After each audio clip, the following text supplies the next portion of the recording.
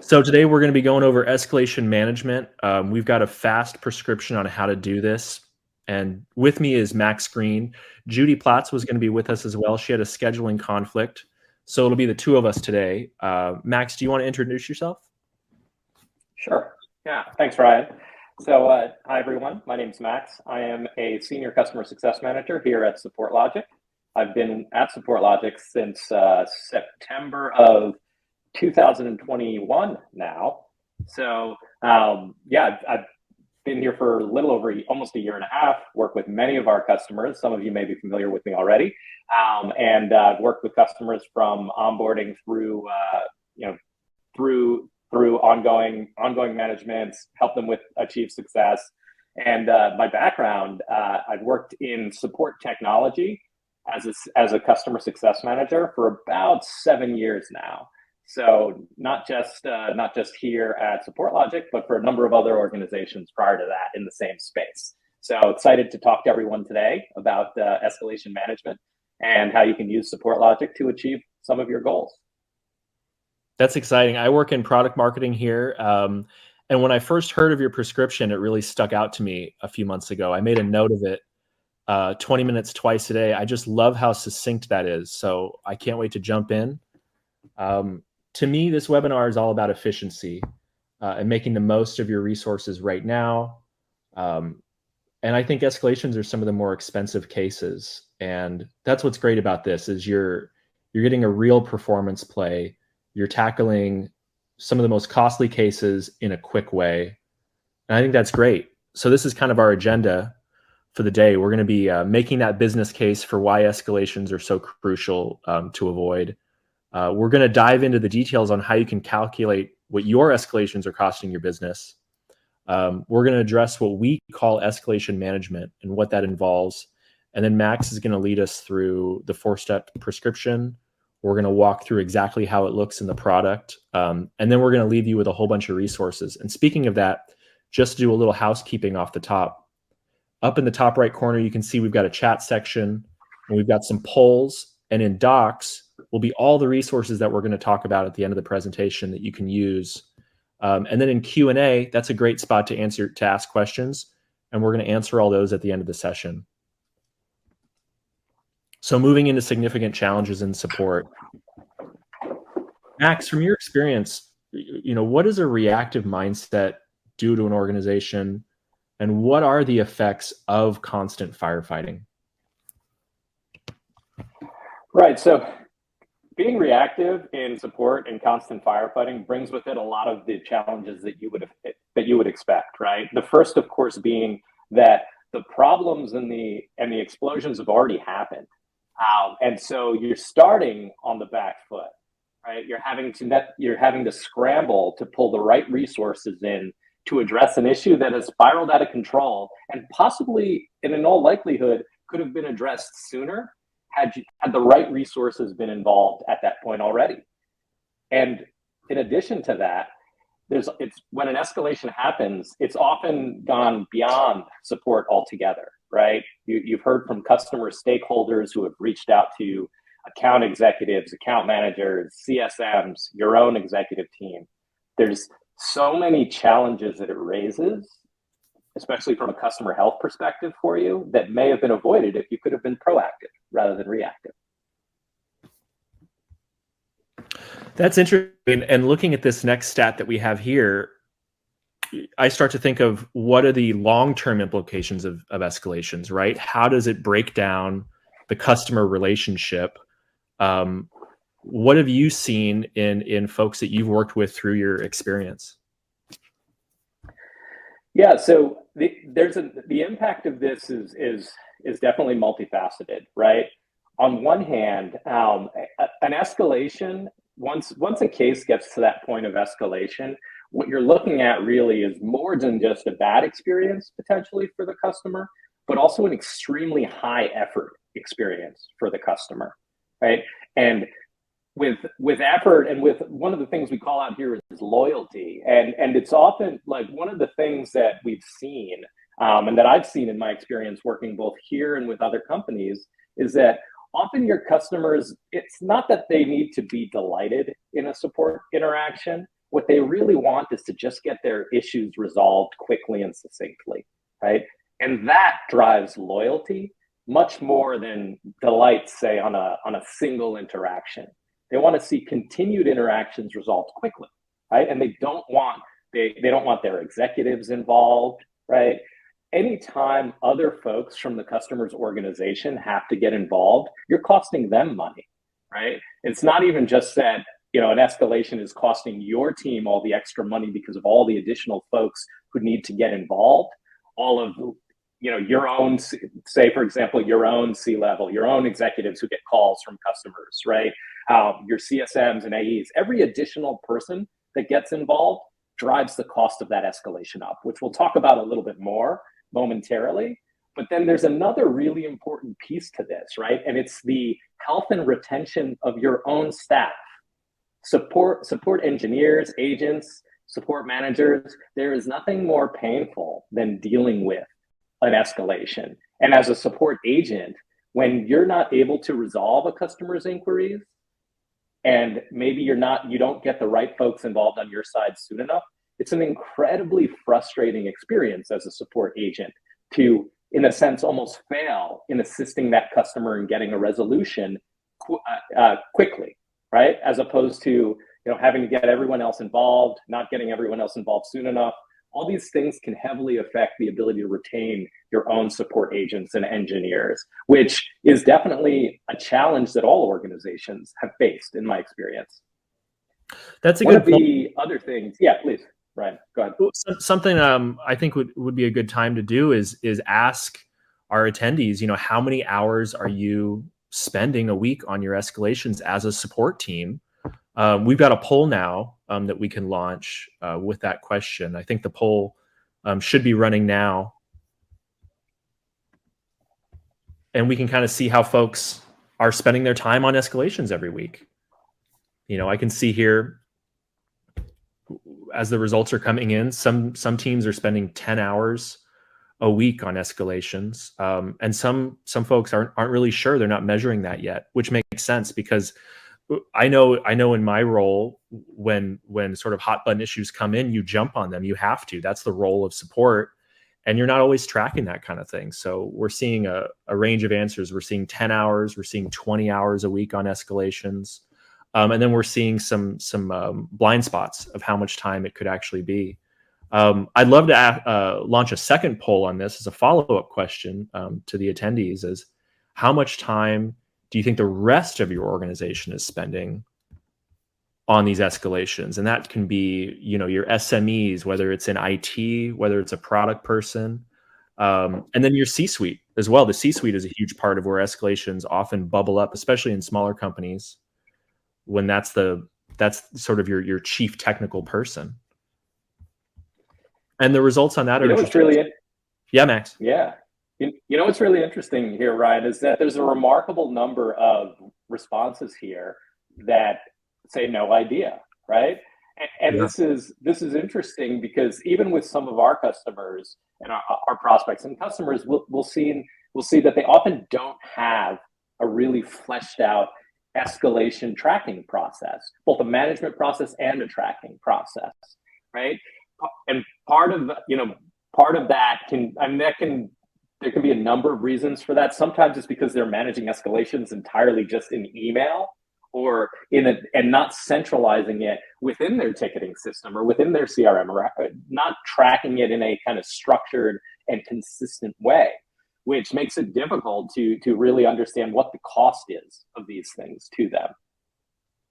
Yeah, that's true. And with kind of the blow up of AI and starting to use AI for everything, our solution incorporates AI and how we predict escalations.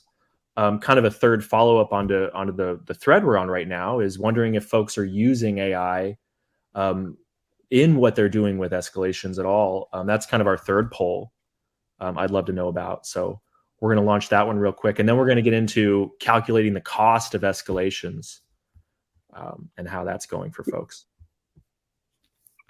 And if we look at this, if we take a glance back at the slide here, and we see that per this Qualtrics survey, that 82% of support leaders are actively looking to shift to more proactive support models, right?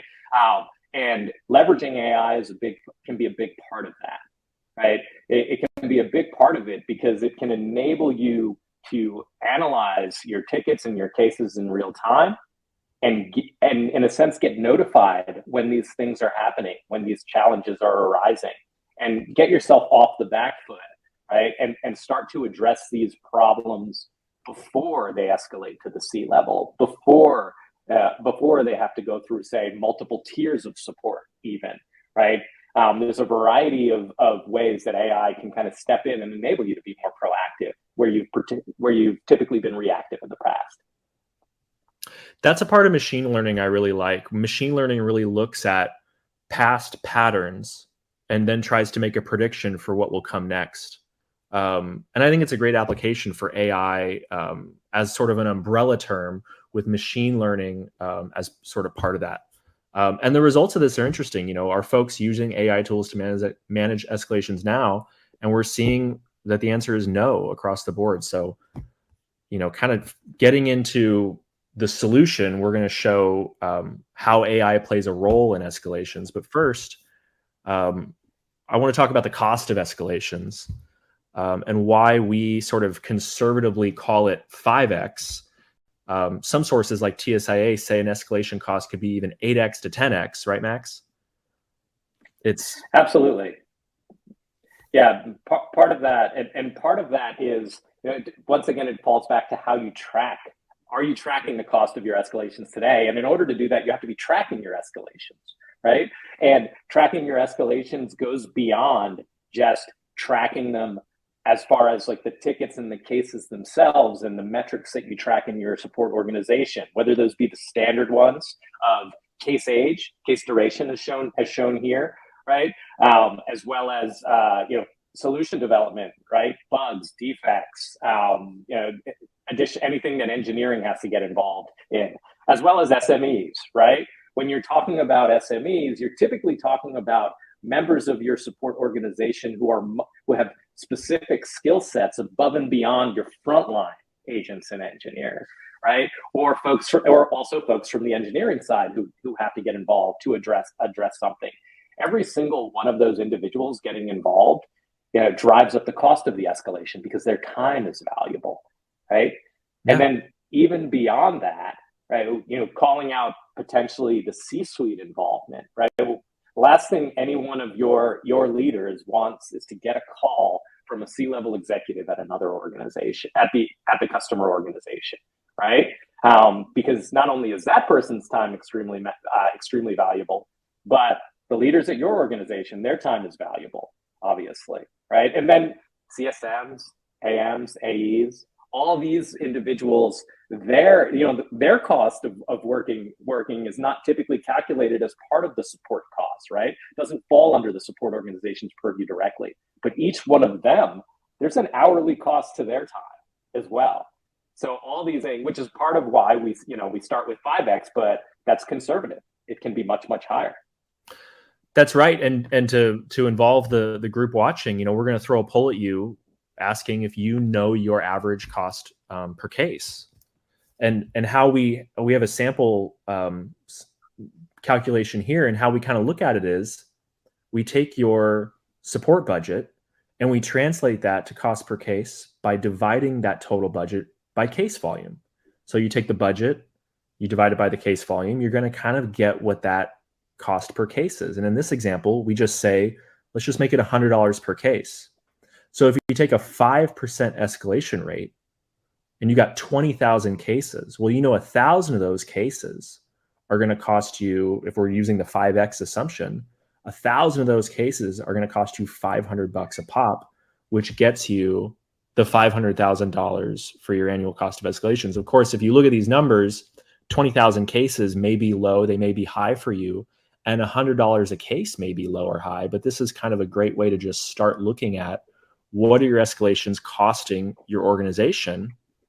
And then what's nice about this calculator, and we have this in the resources tab that you can get to, you can try your own stats, is if you've got 500,000 in your cost of escalations with a 5% escalation rate, and if you bring that rate down to 4%, so if you reduce that rate by 20% down to 4, you've now got a cost of escalations of 400,000. So you're not getting that cash back for your support team, but it's a way to kind of show that you are getting that time back in a way. And escalations are that first step towards a customer churn. So you are saving those customer relationships that can translate to revenue, right, Max? Yeah, absolutely. And even beyond that, to the point that 20,000, maybe 20,000 cases annually, maybe that's a low number, maybe that's a high number for you, but also the distribution and the types of cases that those are. Like, for example, how does your support organization engage with customers as far as what are they responsible for? Are they answering how-to questions, right? Are they focused entirely on break fix? There's a variety. Do they handle billing questions even? There's a variety of different use cases that your support team may be addressing, right? And most of the escalations are going to fall in a specific bucket of those potentially, right?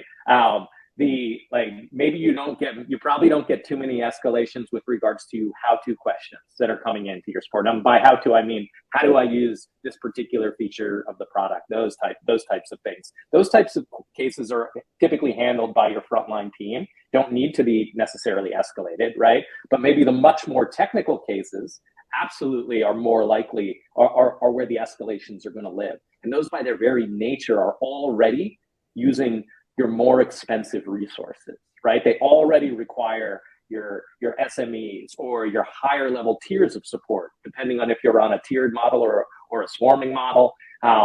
So it really depends on the distribution there, right? But then to your other point, Ryan, escalations can absolutely have a long-term impact on customer health, and that can lead to risk of churn, right? And so getting ahead of them proactively can help you prevent that, or at the very least, sometimes it enables you, because we're not saying that escalations are not necessary. There are scenarios where escalations are absolutely necessary, but when you're proactive as well, maybe you can escalate a case sooner than it would have been escalated otherwise. And in doing so, just get the right SMEs involved, the right folks from your side involved, prior to it being an escalation on the customer's side, where their executives involved or where other stakeholders are involved. So there's a lot of different ways to look at it, but the key being is that, addressing these things sooner can drive down your costs and open up time, to Ryan's point, for your team to spend their efforts on other things that are really more valuable and more rewarding for them. Yeah, that's right. And looking at these poll results, I encourage folks when this call is over to try out our calculator and kind of see what your volume is, what your escalation rate is, and kind of see what a cost is for your cost per case and what you think your escalation rate might be. Moving into our next part of the presentation here, really defining what is escalation management. Max, what do we mean by that? Right. So when we talk about escalation management, right? So we've already talked a little bit about what an escalation is, right? An escalation, it typically means that so many other folks are getting involved to help drive a resolution on a case after the fact, right? After it's already on fire, whether those be folks on the customer side or folks on your side. So escalation management, when we're in a reactive model of support, typically means that we're getting all the necessary folks involved, whether those be SMEs, right? Any senior leaders on our side that might need to put in a call to the customer to reduce their temperature. Certainly, I'm familiar with support executives that we work with that have picked up the phone and called the customer directly, both after the fire has started, but also proactively, based on some of the tools and AI that we're helping them leverage in order to get ahead of these, right? But the escalation management process, it basically means that you're aware of the escalation, you're tracking it now, and you're getting the right people involved to drive it towards an improved outcome. It's just a question of when you start that process, right? Can you start it sooner by leveraging AI? which is, a big part of what we're here to discuss? Or are you doing it after the fact, where it becomes much, much more costly because you're already in that escalated state? That kind of plays also into why it is needed, right? Yep. You obviously, like, having a fully fleshed out escalation process for and tracking it, right? I had mentioned that some of the customers and prospects we talked to don't have an existing process, and that was, clear in some of the polls as well that we just did, right? But in order to understand your cost per escalation, you have to track it appropriately, right? And that means putting in the necessary flags within your ticketing system, within your CRM, like whatever you need to do to have a consistent way of knowing what is an escalation and what is not, right? Once you've done that, you can actively start to manage towards an improvement, right? With metrics and KPIs defined around it, which you can only do by tracking it. You can then look to improve those over time, right? And improve the experience you're providing to customers. And that plays into the third one right here, right? What are the outcomes, right? Once you're tracking this, you can start to measure, and once you know your cost per case, right, you can start to measure which direction am I trending in, right? When you first start tracking it, you may see that the picture is a little uglier than you would like it to be, right? But now that you're tracking it, you can drive towards those improvements. You can drive to reduce that escalation rate. You can drive to reduce the cost per escalation simply because you're getting ahead of it. So these are some of the different factors that play into escalation management overall. If I was new to this, I think I'd be really interested in customer proof. Who is this working for? What have you seen out in the field? We're about to dive into some really kind of hands-on stuff in a second. And so before we get into there, I'd love to hear about, who is this working for and what have they seen? Right. So, we have a number of customers that are following these types of workflows that we're going to dive into and talk about. Right. Mm-hmm. For anyone here who's actually looked at the logos on our website, you'll know that we have a variety of customers that are very well known throughout the industry, whether that be Click or Fivetran or Salesforce or Palo Alto and a variety of others. All of them have been using our solution to leverage AI to move from a reactive model to a more proactive one. So a lot of the statistics and results and outcomes that we're going to be talking about, right, which typically fall into the realm of escalation reduction, right, improvements to customer experience, whether that be CSAT, customer effort, right, and then also improvements to efficiency. And by efficiency, I mean giving your agents, your engineers, and your managers some time back. Another really interesting outcome that we've seen is that by using SupportLogic's AI and some of our NLP in particular, it's allowed some of our customers to spot where their own customers are being abusive of their agents in conversations, right? And those are things that those agents and engineers might not have raised with their managers, but they have an absolute impact on morale. And so that plays into agent retention as well. So these are some of, at a high level, these are some of the outcomes that our customers that our customers are reporting and seeing. And it's something that, we're excited about, because often it's taking, some of these things are not things that we foresaw. Like, we didn't necessarily foresee all of these types of outcomes. So every time our customers are using our solution, they're telling us about ways that it's driving their business, their customer experiences in a better direction. That's really cool. Let's jump into the workflow. Let's kind of show the 4 steps and really kind of go through the parts. And I think, first of all, let's define what some of these terms are that we're talking about, like needs attention and what alerts are and stuff like that. Absolutely. So, one of the core capabilities, one of our core value propositions is leveraging NLP to understand the voice of the customer, right? Natural language processing, a component of the AI that we offer within our product, surfaces a variety of signals. I believe it's over 30 of them.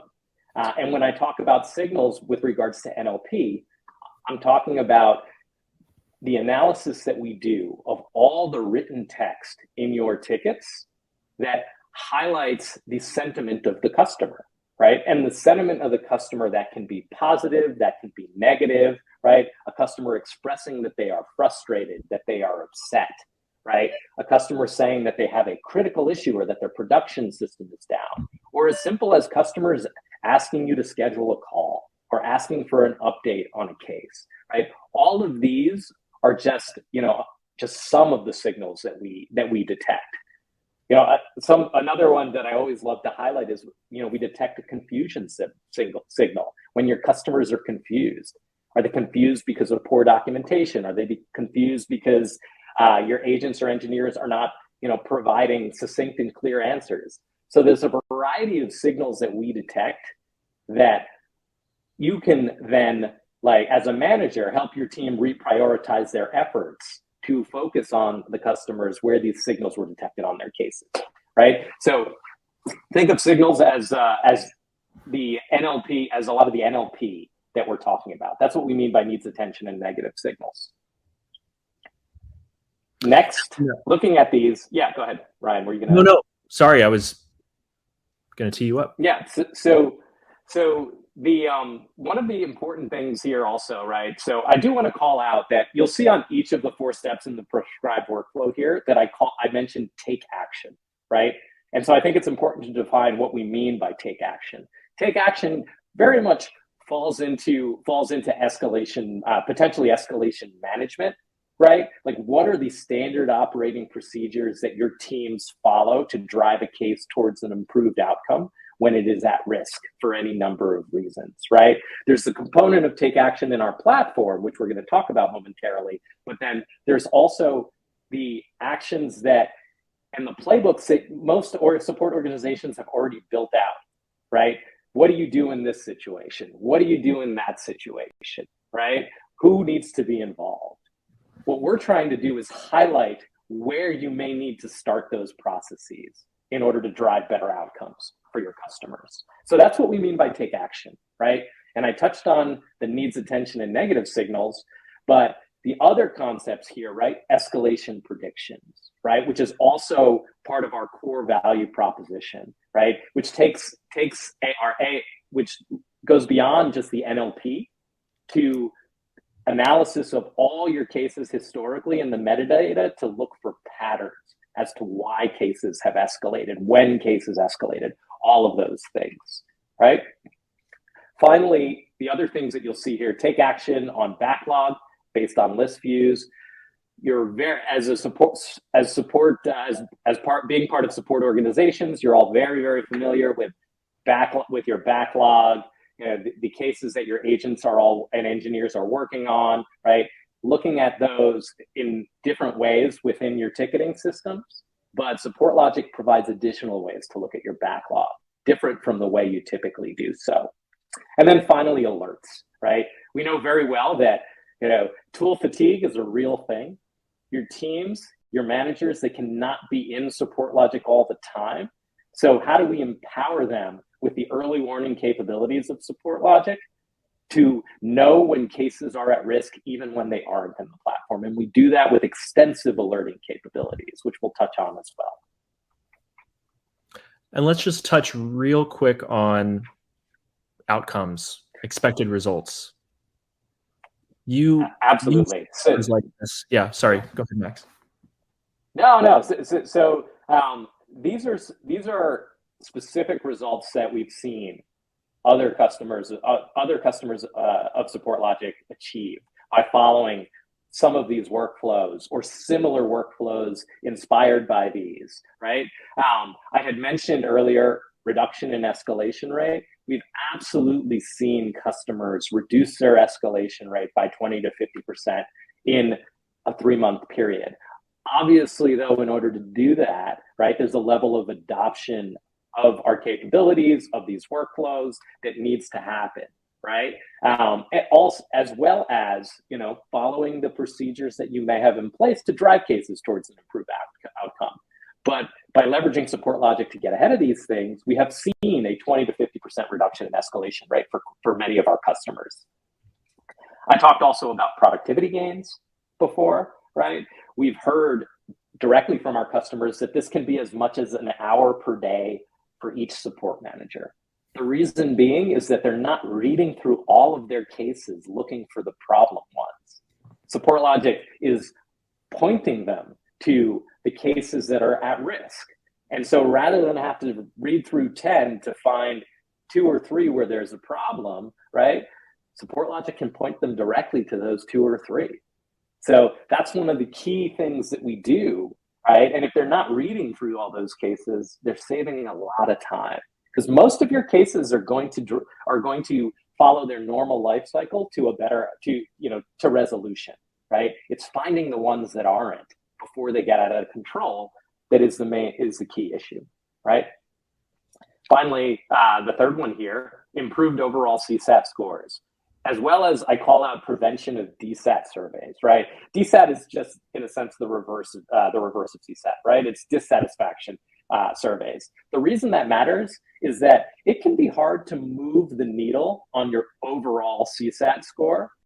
You may have a 95% CSAT or a 94% CSAT score that is within the range of where you want it to be, but every single interaction actually matters, right?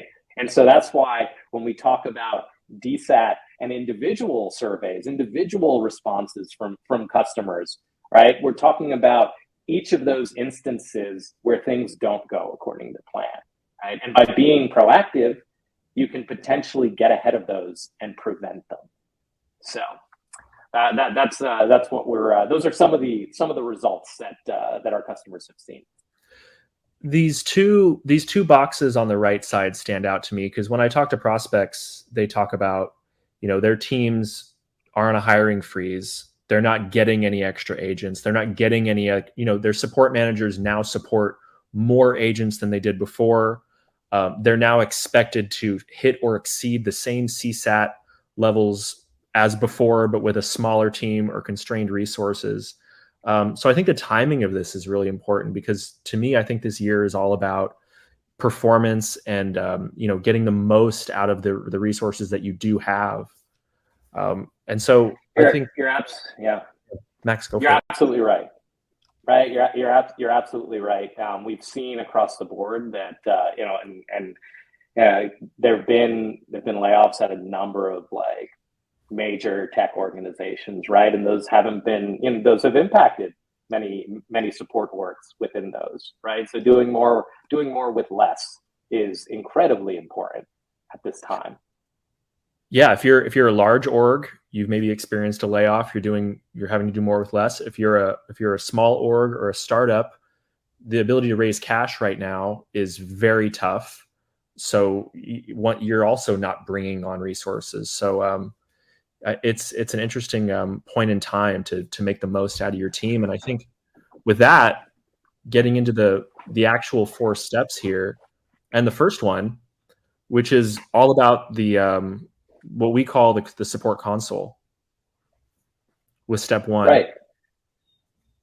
Right. And the support console, and we'll dive into the platform shortly, but the support console is kind of your command and control center, right? It's where most of our customers, where a support manager, a swarm lead, an escalation manager might kick off their day when they log into SupportLogic at the beginning, at the start of their shift, for example, right? And it lets you know which cases have had some activity on them in a recent time frame, where we might have detected some of those needs attention and negative signals, those NLP signals, right?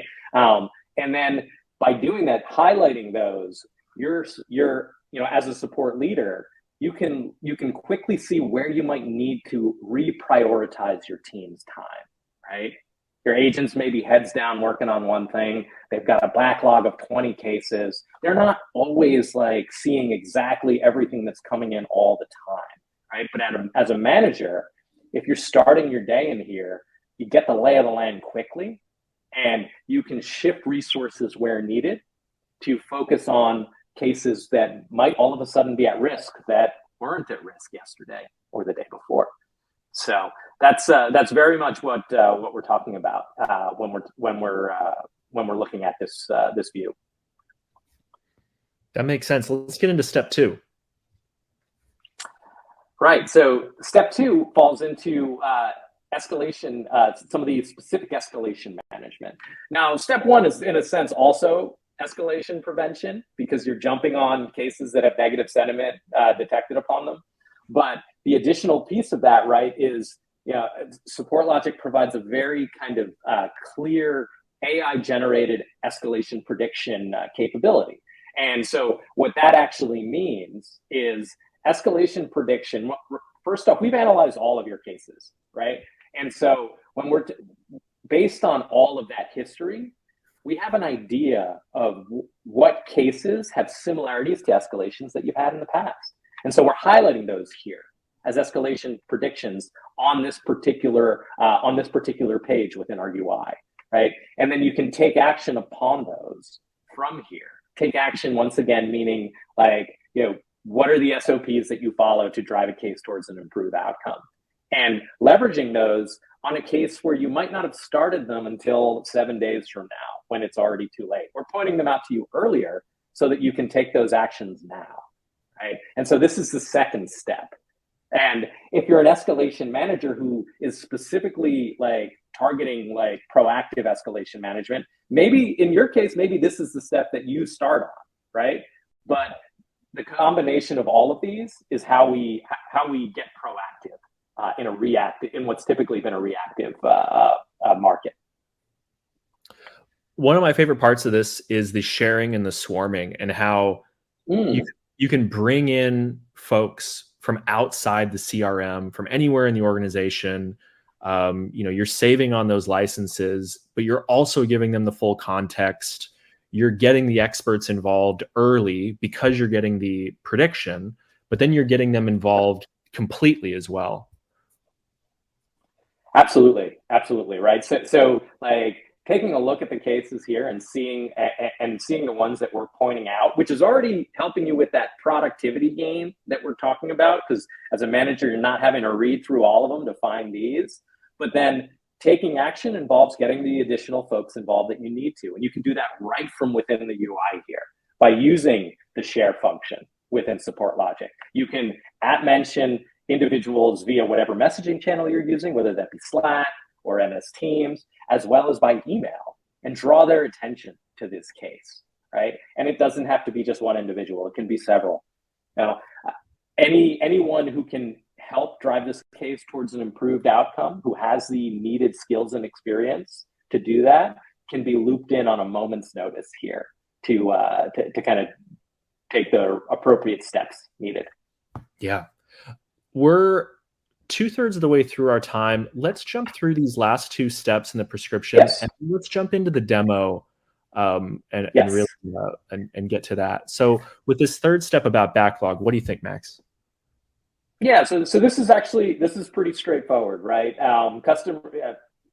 As support leaders, and support managers, you're already used to, within your ticketing system, looking at list views of your cases, right? But what SupportLogic does is it allows you to look at list views in slightly different ways from how you have in the past, right? We have a sentiment score that is defined, and a needs attention score that's defined based on some of those signals that we were talking about earlier, right? And by taking a look at the list views that we have here, you can maybe target taking action on cases where the customer is in a negative state, or has a scenario going on where their issues are critical, or a variety of other different situations that might require attention. And this is different from the console in that this is showing your entire backlog, right?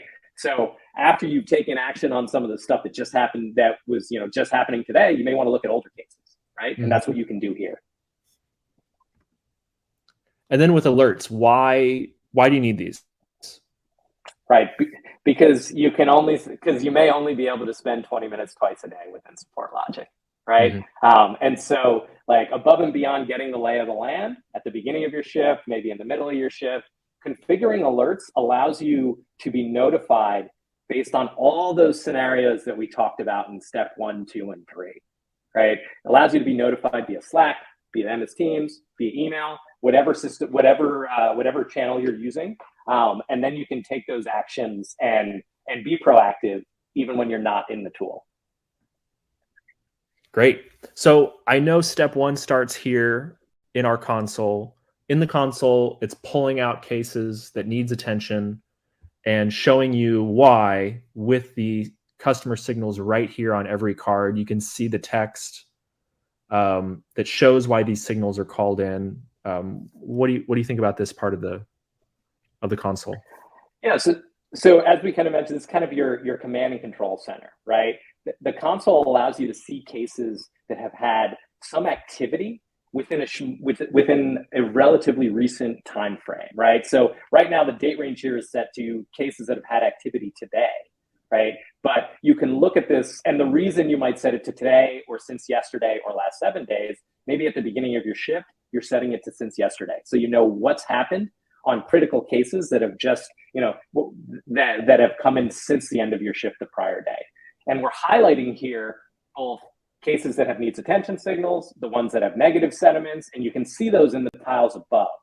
And by clicking on any of them, you'll see the list of cases below.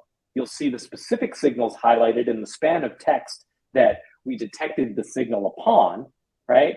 And then from here, you can go directly into the case itself. And from there, you can quickly see what was said that caused the signal detection. By clicking on the signal, it will jump you to that point in the case, right? And then you have that option to share directly from the top right corner, right? Maybe you want to share with a variety of SMEs, anyone who could help you drive this case towards a faster resolution, right? And then in addition to that, just briefly, you see at the bottom also, we have the option to reply directly to the customer or add an internal case note, right? Maybe you want to do the work directly on the case in that way, right? Maybe you want to add an internal case note, bring folks in that way. So there's a variety of different ways. And when you do so, all that information passes immediately back to your CRM, right? To your ticketing system. Replies, internal notes, immediately reflected and stored in your system of record. That's right. And then so step 2, moving into the escalation board. Absolutely, right?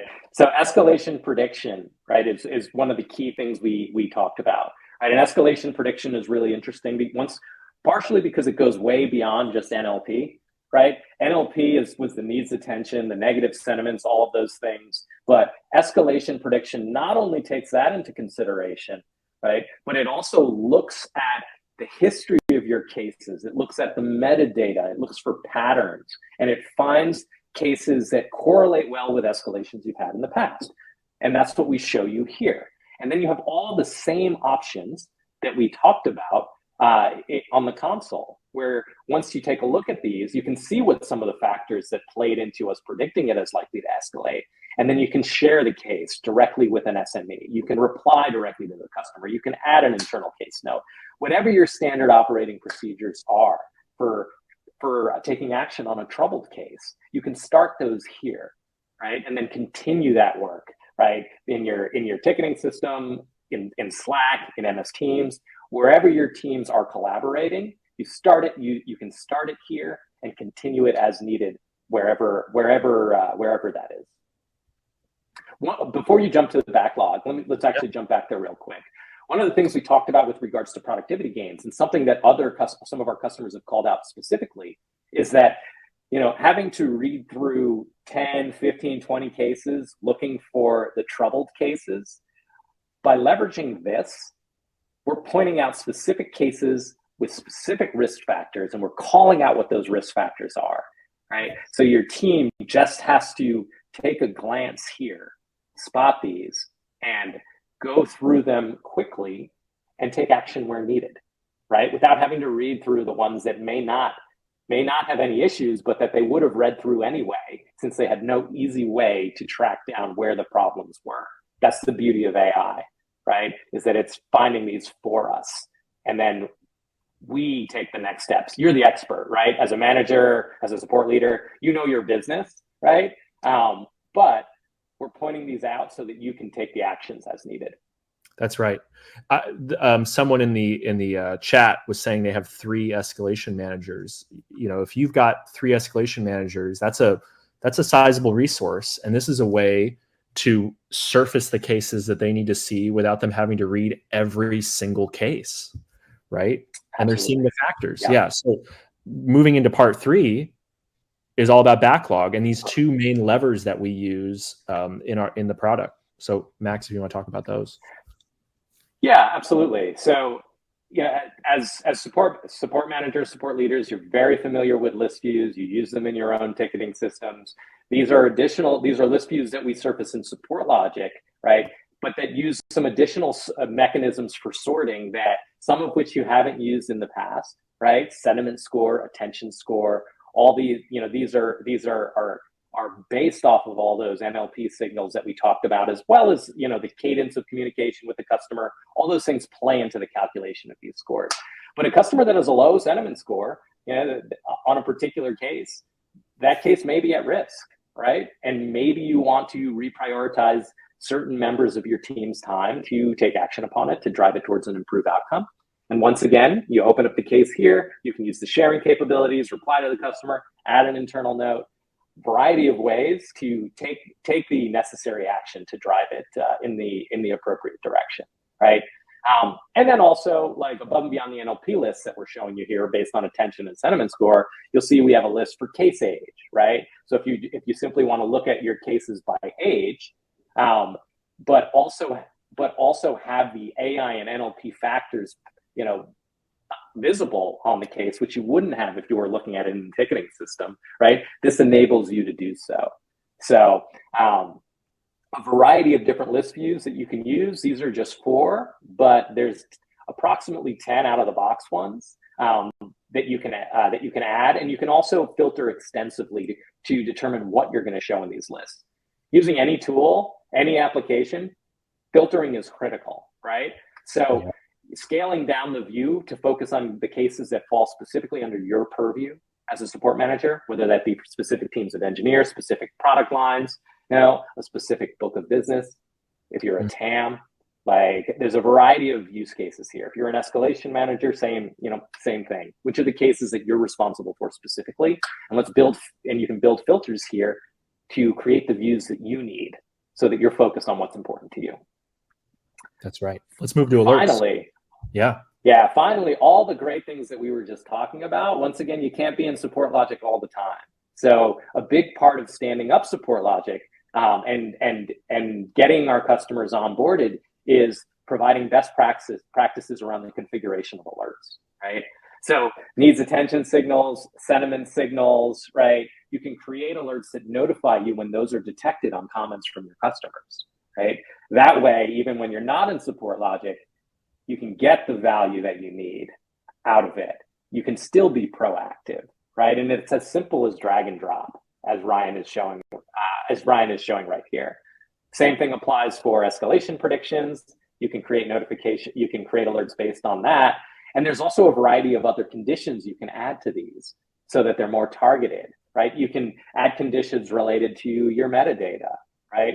Firing off the alert when, say, it's been 2 days since the last outbound message from a member of your team, right? Maybe you want to follow up with the customer again, in particular on a case that had negative sentiment on it, right? So there's a variety of use cases that can be met with our extensive alerting, allowing you to be proactive, whether you're in our platform at that moment or not. We're always providing you that early warning system that you need. I love how we fine tune these, because if you look at this right panel here, there are so many options with fine tuning these alerts. You can get down to the customer level, the engineer, case events. I mean, if you've got different folks in your organization working in different areas, you can really fine tune the things that they are getting sent, which is so cool. Absolutely. And Yeah, I know we have. We're running.